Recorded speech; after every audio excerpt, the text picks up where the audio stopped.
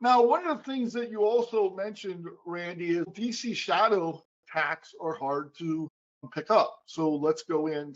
I want to filter back down. Let's go in and look on all open Active Directory alerts. And I'm going to look for DCShadow. So you can see as we are looking at DCShadow attack, again, right, we need to know that the DCShadow attack occurred. And we'll get into some of those things, but we can actually see that.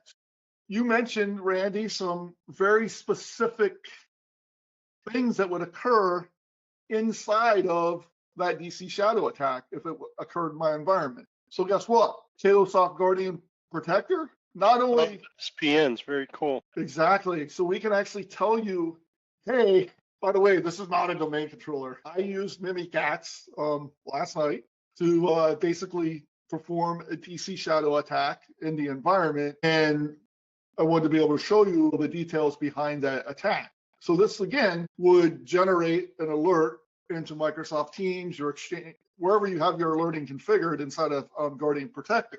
So not only are we detecting it, but we're getting that in front of you. So why is that important? Because now we know that the attack occurred on 11/5.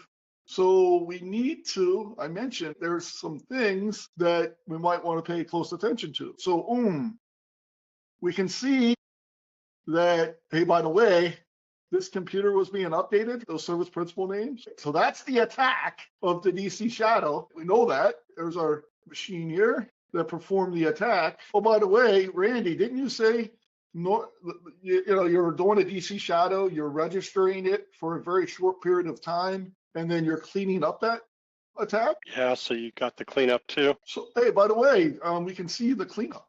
Exactly. We're seeing the cleanup. And the last step is, what do? We unregister it. If anybody's used Mimikatz live in your, in a test environment, not your production environment, but in a test environment and run through this, the last thing that it does when you do that the push activity, then it registers. What's it do? It registers itself, and then it unregisters itself when it's done with that activity. What do we see? We see that basically here that it's been deleted or removed from that environment. Now, I mentioned it's not just the attack that you need to worry about. It's the aftermath. What else happened after my environment changed, for example? So let's go look at that from that aspect. So remember, George, the DCShadow occurred. George had SID history injected on his account. Now, this is the hex value and the threat you saw, the RID 500. So this is obviously the hex value of that. But one thing you'll notice here, and you mentioned it, right? This machine is not registered as a real Active Directory domain controller, so we don't have any event log details on this. So if you see like all the other changes that are in my environment, right, we can see the who. We can see the who.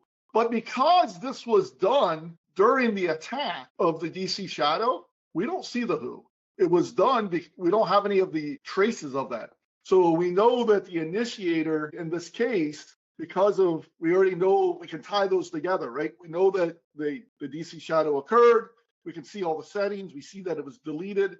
The next step the attacker did was another persistence technique in the environment, right? So being able to push that SID history into the environment.